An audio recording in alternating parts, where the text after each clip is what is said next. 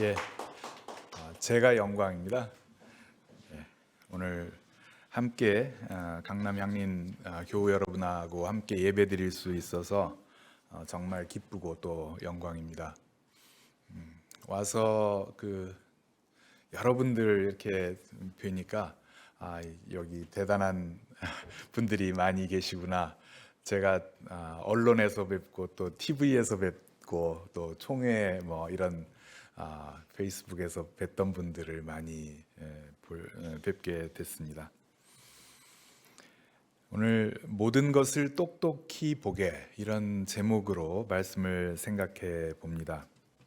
우리나라의 장애인에 대한 규정들이 여러 가지가 있습니다. 세 가지 정도가 있는데, 첫째로는 이제 장애인 복지 법령에 따라서 15가지 신체적, 정신적 장애를 가진 분들을 분류를 해서 장애인이라고 합니다. 또 둘째로는 국민건강보험공단에서 의료비 경감을 받도록 해주는 중증 환자가 있습니다. 세 번째로는 소득세법상 공제를 받을 수 있는 그런 노인성 치매라든지 이런 규정도 따로 또 있습니다. 장애인에 대한 언급은 성서에도 많이 있습니다. 근데 특히 레위기 21장 16절 이하에 보면은 장애인을 제사장에서 제외하는 그런 규정이 있습니다. 그래서 이런 규정들은 당시 사회 문화적 배경에서 나온 것이어서 오늘 이 시대에 그대로 통용될 수 없다, 이렇게 볼 수 있겠습니다. 우리 성서 번역에 보면 이 옛날 차별적이고 비하적인 그런 표현들이 꽤 많이 나옵니다. 저희 구민교회도 표준 세번역을 쓰는데 이 표준 세번역이 그래도 제일 낫긴 합니다만은 아직도 좀 더 손질이 필요하지 않을까 생각을 해봅니다. 오늘 본문에 벳세다의 눈먼 사람을 고치시다, 이렇게 제목을 표준 세번역은 붙였습니다.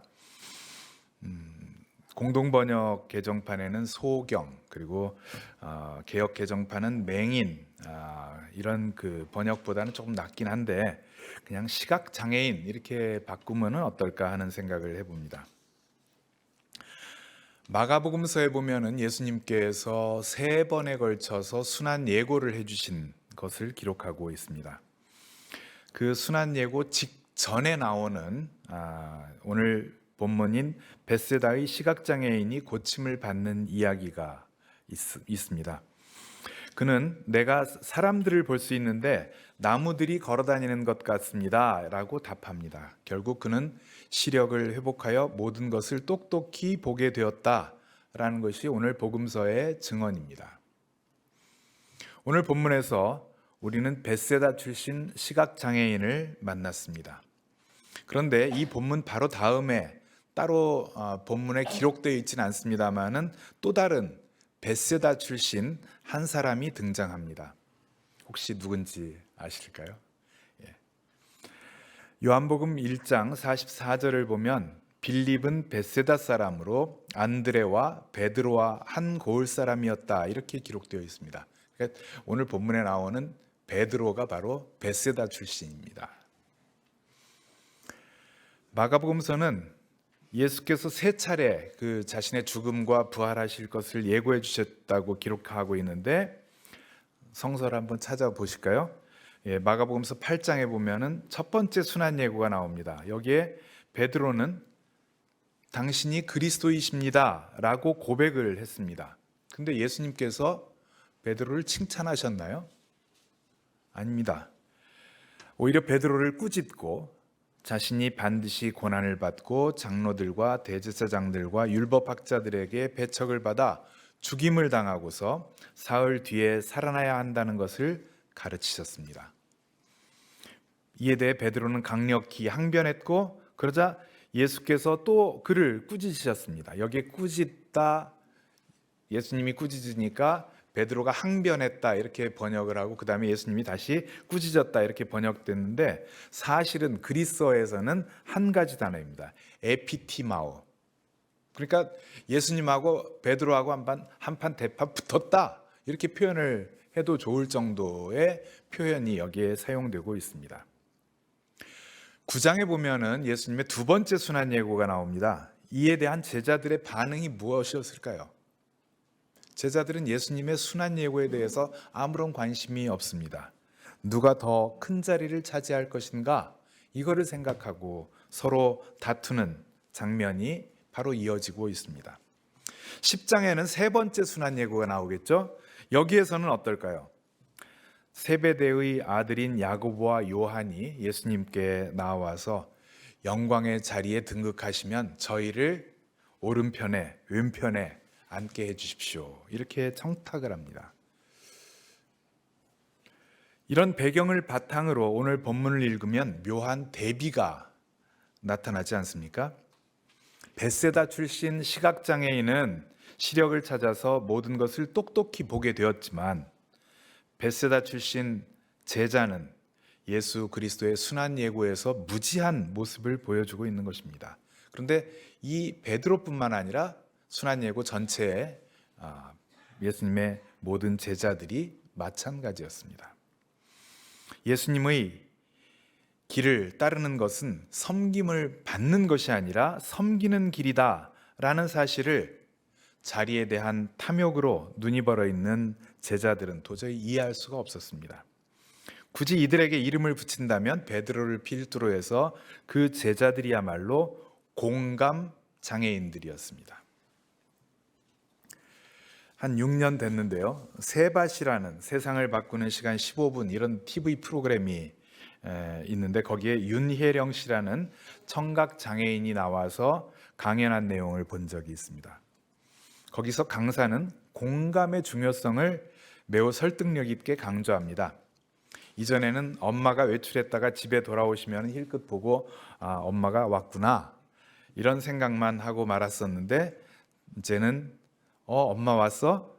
어디 갔다 왔어? 밖이 많이 춥던데 괜찮아? 라고 한다는 것입니다. 그러면서 청중들을 향해 묻습니다. 우리 교우 여러분도 한번 생각을 해보시죠. 여기 계신 분들은 다들 이렇게 살갑게 얘기하고 계시죠? 저도 많이 반성을 해야 합니다. 이게 잘 안 되는 분들, 이것은 공감 장애 초기 단계입니다. 문제는 공감 장애라는 것이 이런 개인적 차원을 넘어서 사회 병리 현상으로 나타나고 있다는 사실입니다. 전국 장애인 차별철폐연대 전장위원회에서 장애인 이동권 보장을 요구하면서 지하철 시위를 이어나가고 있을 때 그 방송사가 뉴스 댓글을 분석을 했습니다. 이준석 국민의힘 전 대표가 작년 3월 25일부터 27일까지 사흘간 자신의 페이스북에 전장현 시위를 비판한 직후 여론이 들끓기 시작했다라는 것이고, 그래서 급속도로 이 전장현 논란은 진영의 논리로 빠져들기 시작했고 공방이 거세졌다, 이런 것이 그 분석이었습니다. 이준석 대표 책에 이런 내용이 나옵니다. 모두가 자유로운 세상은 정글이죠. 그 정글에는 나름의 법칙이 있습니다. 약육강식입니다. 강자가 다 먹는 세상이죠. 미국은 이런 정글의 법칙, 약육강식의 원리를 최소화하려는 노력을 별로 하지 않아요. 그것이 자연의 섭리라고 보는 것이죠. 저는 한국이 경제적으로 다시 도약해 선진국으로 가야 한다고 생각하기 때문에 미국식 자유의 가치를 사회 전반에 받아들이는 것을 심각하게 고민해 봐야 한다고 생각합니다. 어떻게 생각하십니까? 그와 비슷하게 국민의 삶을 국민이 책임져야지 왜 정부가 책임지느냐, 이렇게 발언한 정치인도 있었습니다. 그런 사람들에게는 약자의 어려움에 대한 공감, 이런 것들은 별로 필요가 없습니다. 자유를 강조하면서 민주주의에 더해 자유민주주의라는 표현을 좋아하는 사람들이 있습니다. 저도 제가 1978년에 상고이유서에다가 자유민주주의 만세 이런 글을 썼던 적이 있습니다만은, 그런데 사실 이 자유민주주의라는 표현은 시장의 자유를 부르짖는 것이죠. 이런 부류의 사람들이 즐겨 사용하는 개념이 바로 약육강식, 적자생존, 이런 것들이고, 공감 같은 거는 불필요한 군더더기 뿐입니다. 역사상 공감 장애의 끝판왕이 있는데 혹시 누구라고 생각하십니까?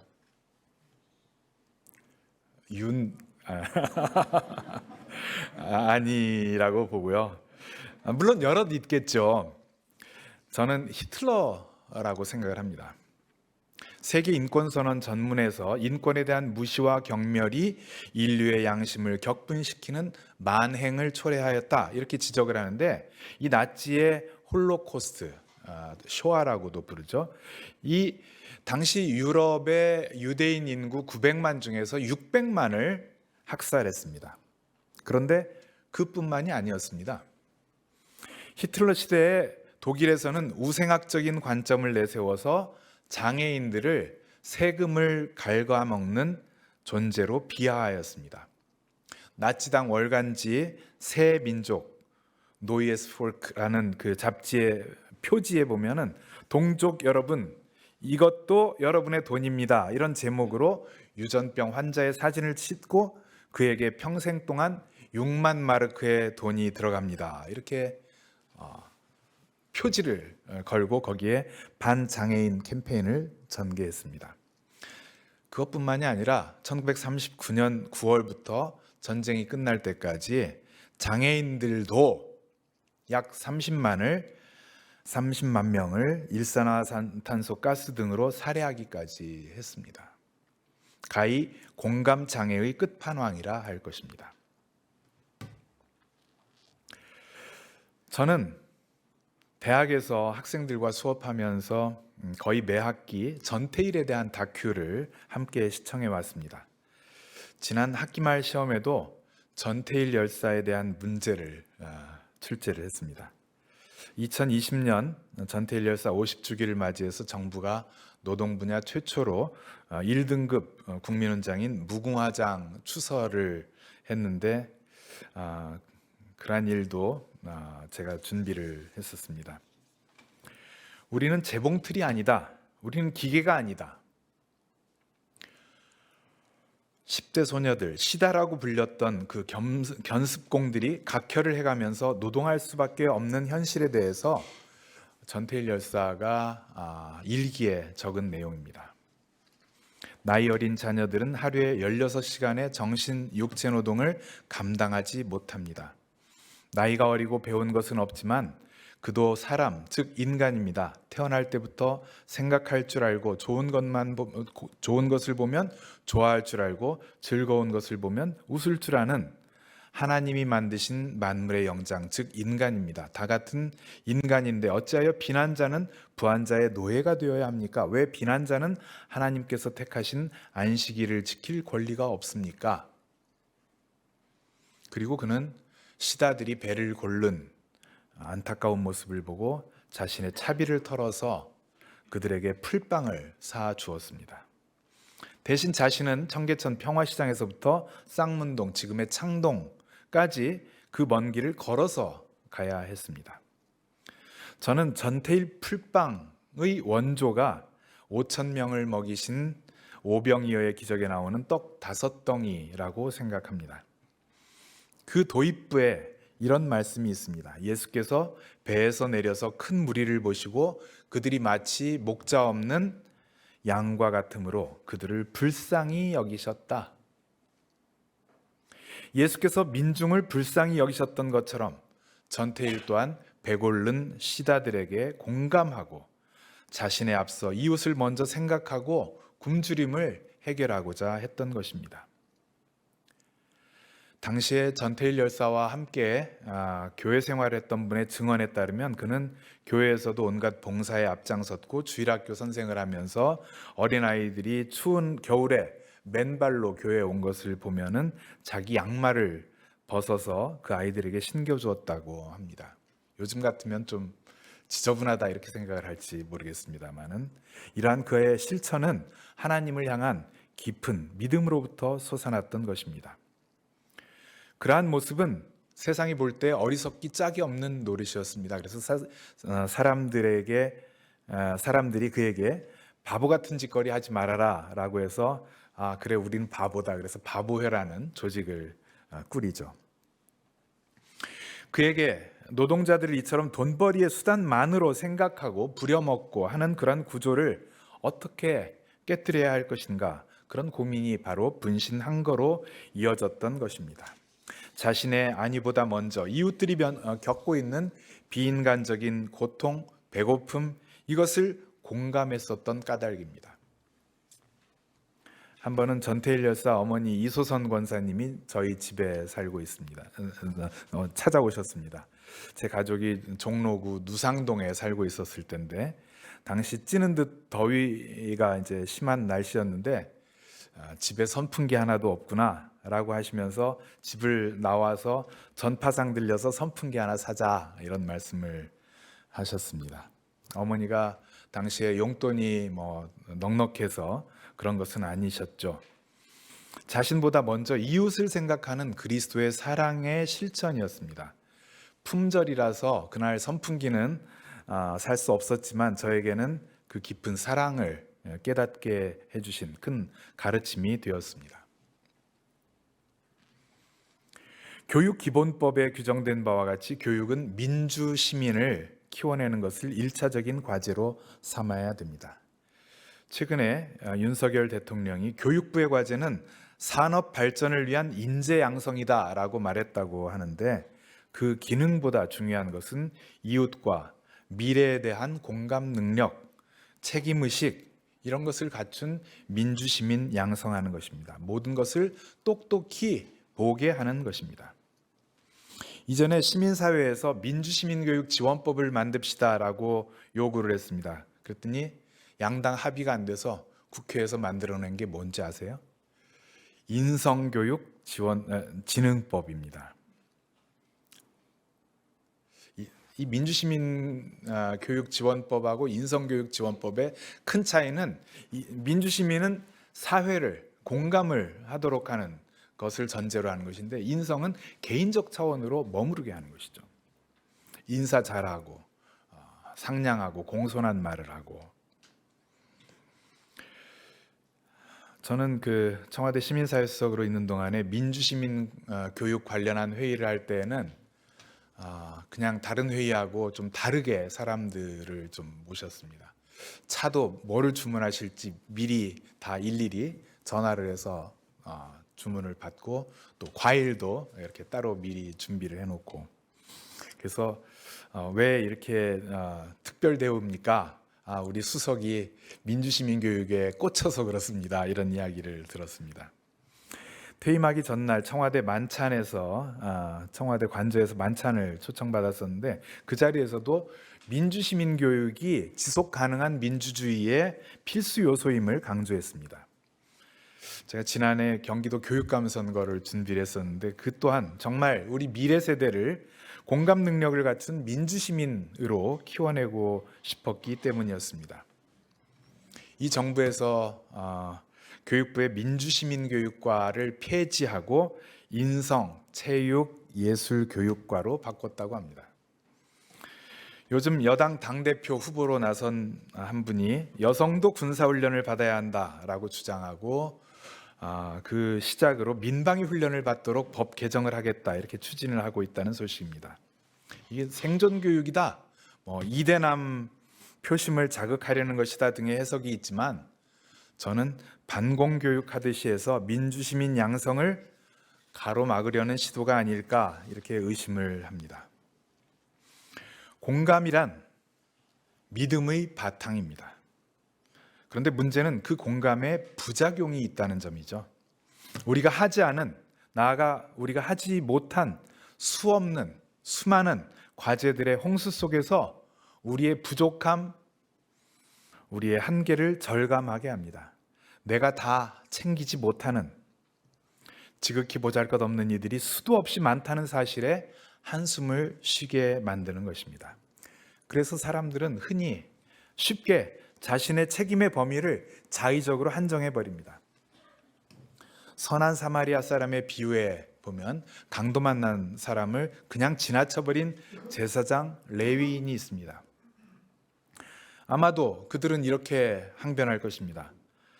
나는 살인도 하지 않았습니다. 도둑질도 하지 않았습니다. 내가 십계명에 뭘 어겼습니까? 그러면서 자기 합리화를 했을지 모릅니다. 그러나 마태복음서 25장 최후 심판의 비유에 보면 예수께서는 내가 진정으로 너희에게 말한다. 여기 이 사람들 가운데서 지극히 보잘것없는 한 사람에게 해주지 않은 것이 나에게 해주지 않은 것이다. 예수께서는 절망하고 병들고 갇히고 슬픔으로 눈물을 주체할 길이 없는 사람들, 가장 어렵게 사는 사람들, 바로 지극히 보잘것없는 자들과 자신을 동일시하고 계십니다. 그래서 보잘것없는 사람들에 대한 공감 능력이 바로 믿음의 바탕이라고 말씀드리는 것입니다. 이런 공감으로부터 책임의 크기를 먼저 재어봅시다. 그리고 그 책임 가운데 이미 우리가 행한, 지금 우리가 하고 있는, 앞으로 우리가 할 수 있는 크기를 한번 계산해 봅시다. 그러면 결국 아무리 노력해도 무한대분의 몇, 그래서 제로에 불과할 뿐이라는 한탄에서 벗어날 수가 없습니다. 크로닌의 천국의 열쇠라는 소설 끝부분에 주인공 프랜시스 치엄 신부가 은퇴하면서 자신이 제일 처음에 이제 그 감격적인 미사를 올렸던 자리에 가는 장면이 나옵니다. 거기에서 그는 부자연스러운 몸으로 어렵게 무릎을 꿇고 탄원합니다. 제발 행위로서가 아니라 그 지향을 보아 내 생애를 심판하소서. 이처럼 책임의 크기를 생각할 때 하나님, 저는 부족한 죄인입니다 라고 고백할 수밖에 없는 것입니다. 바로 그 공감으로부터 시작된 책임의 크기와 이에 비교한 우리의 실천의 보잘것없음, 여기에서 원죄 개념을 제대로 이해할 수 있습니다. 그리고 우리의 행위가 아니라 지향과 자세, 우리의 믿음을 보시고 은혜로 우리를 용납해 주시는 하나님을 찾게 됩니다. 교우 여러분, 마가복음서의 세 차례 순환 예고 직전에 오늘 벳세다의 그 시각 장애인 이야기가 있다고 말씀드렸습니다. 그런데 이 순환 예고 끝 직후에 또다시 시각 장애인이 등장을 합니다. 바로 마가복음서 10장 46절 이하에 보면은 여리고에서 바디메오라는 시각 장애인 거린이 길가에 앉아 있다가 고침을 받는 장면입니다. 뭔가 좀 복선 같은 게 깔려져 있다, 이런 느낌이 들지 않으십니까? 마가복음서 8장에서 10장에 나오는 예수의 제자들이 보여주는 공감 능력의 부재 또는 부족, 이것은 실은 신앙인이라고 자부하는 우리 모두의 한계요, 또 스스로 되돌아볼 과제입니다. 이웃이나 자연이 곁에 있지만 보지 못합니다. 자신만을 알고 자기 욕심만을 추구합니다.